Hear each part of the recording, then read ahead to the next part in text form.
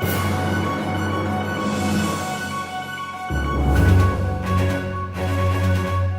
to Ancient Mysteries of the Past, the Nazca Lines. Today we are in the Atacama Desert in southern Peru, investigating the mysterious lines that were created here thousands of years ago.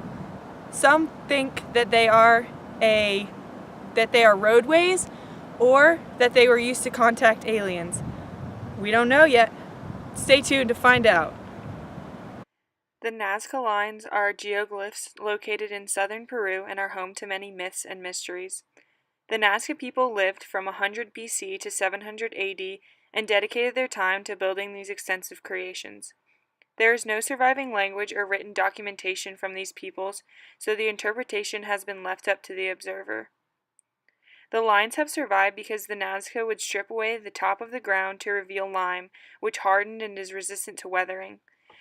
The Nazca people had no advanced tools or flight, so how did they create such massive straight lines? We've talked to some experts to find out.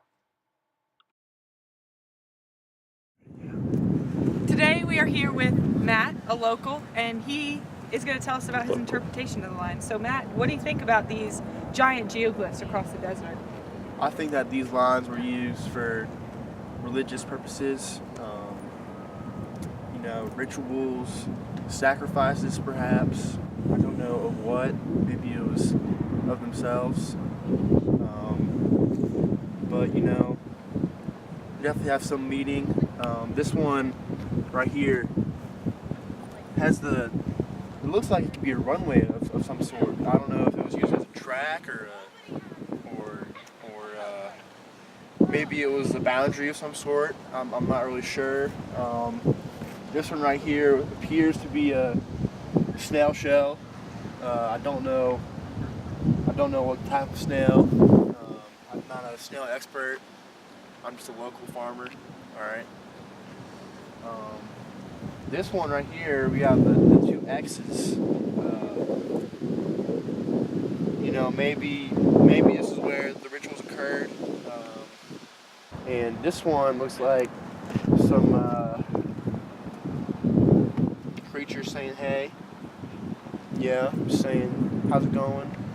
Howdy doody. We have some type of bird creature. Maybe this is a symbol of some creature that the Nazcaans, am I saying that right? Nazcaans? Nazca. The creature that they worshipped perhaps and thought of to be a spiritual being. And here we have another shape, 3 squares, 3 squares. Have you seen these 3 squares anywhere before? No, I have not. They're very fascinating to me. Again, maybe used for religious purpose. That's about all I can say. Well, thank you, Matt, Thank you, ma'am. that insight on these lines. Great to be here. Thank you for the opportunity. So we're here with Thomas, a archaeologist who believes that these lines were in fact used for aliens. Thomas, what is your interpretation of these lines?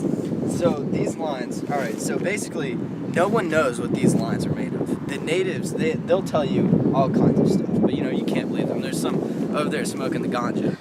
But as you can see right here, no one knows, no surviving language or written documents telling us who made these. So there's no evidence of that. And then if you look here, there's all these symbols and stuff, and they're so big, they're so big. How did they make all these? How could they see from a distance? Because there's no mountains. The mountains are miles and miles away, okay? So basically, it had to be alien spaceships, with lasers going down and see. Do you see how it's dark right here? Right here it's dark, and then on the outside it's lighter. That's because there's burns from the laser. Those are laser burns. And then when we went and analyzed around the lines, we found nitrates my scientist friends found nitrates, okay? He's really, really smart. Professor at DeVry University. I'm sure you've heard of it. Very qualified. So he told me that there were nitrates, okay? And nitrates are a big part of rocket fuel. Big part. And these are what the aliens used to fuel their spaceships. So there is so much evidence for this, that it was aliens. Thank you, Thomas. No problem. Oh gosh, this guy. He's gonna ruin the lines again. He's gonna ruin the lines again. Vandal. Going over the evidence, you can't do that. This is archaeological. This is a Dog, that's an alien. That's The an bright alien? clothing? Oh my god. No, that wasn't even clothing. That was his bright skin. Oh my god. That was an alien, dude. He was landing. He came down and he made a landing on the lines. Did Right you on not the see that? runway, actually. Did you see that? Yeah, that's one of the lines right there. That's the runway. And it came down and he landed right on the lines. Incredible. I'm telling you. Aliens. Okay, alright. Thomas, you up. Alright, let's go.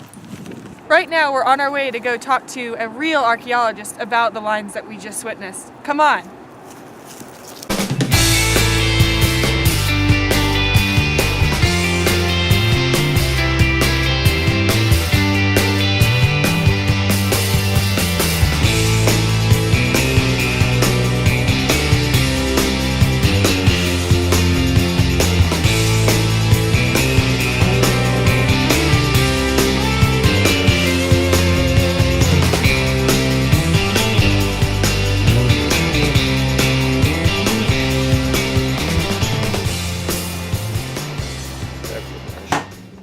So today we're here with Sam, who he is an archaeologist, and he is here to tell us his interpretation of the Nazca lines.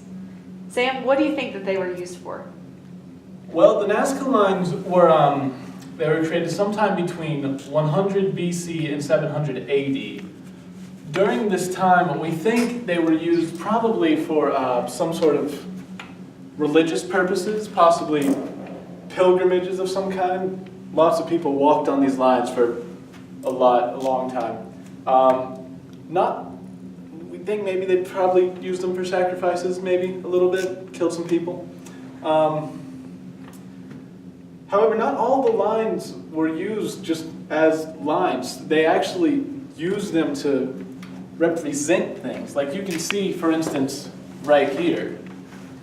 This was obviously meant to represent an animal of some kind. In my own personal opinion, I think it's probably a bird. They performed sacrifices at the lines. Even we found human skulls at the lines, and we found bodies without skulls. We think they might have removed the skulls and paraded them down the lines. It's a very dark culture. We also we know that the lines were used for creative expression, for art, because some of the symbols we found, the Nazca lines themselves, were also present in some of the pieces of the pottery that we found. For instance, the squares within the squares has shown up both drawn in the dirt and on several pieces of pottery. However, since their culture and language has long since been lost to us, we don't really know what the significance of this symbol might have been.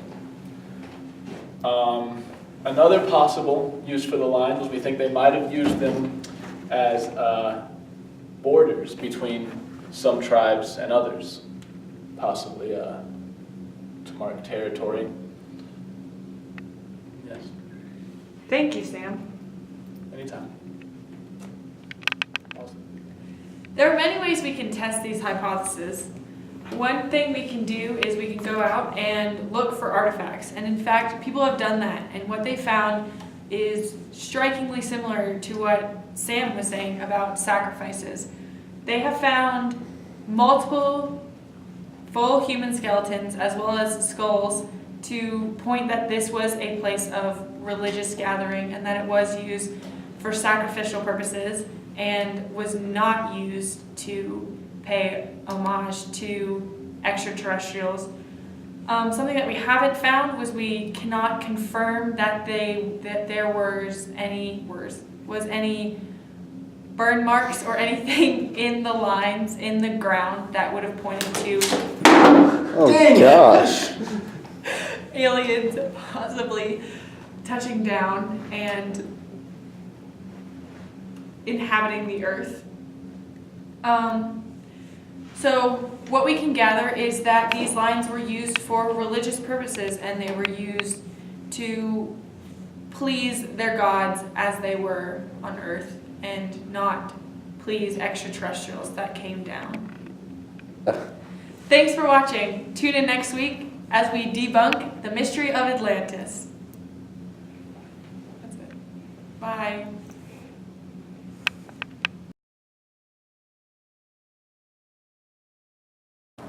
So cold.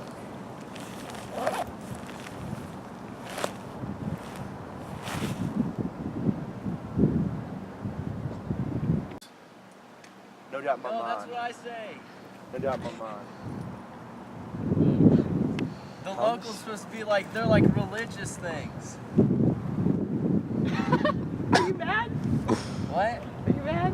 Yeah, I'm mad. No, you go into depth about it.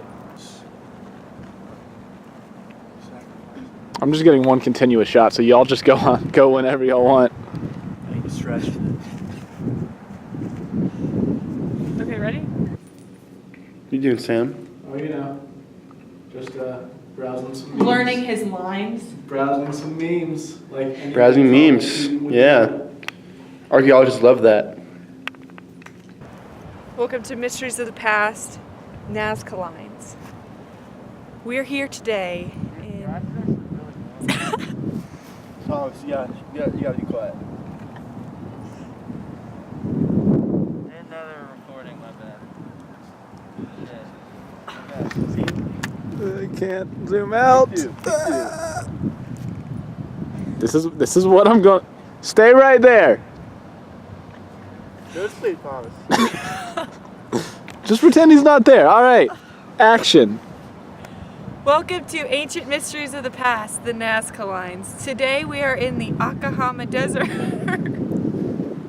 What the hell did you do? Anna. I'm literally the worst. Okay. It's fine. We'll just keep doing it until you get it. Bye.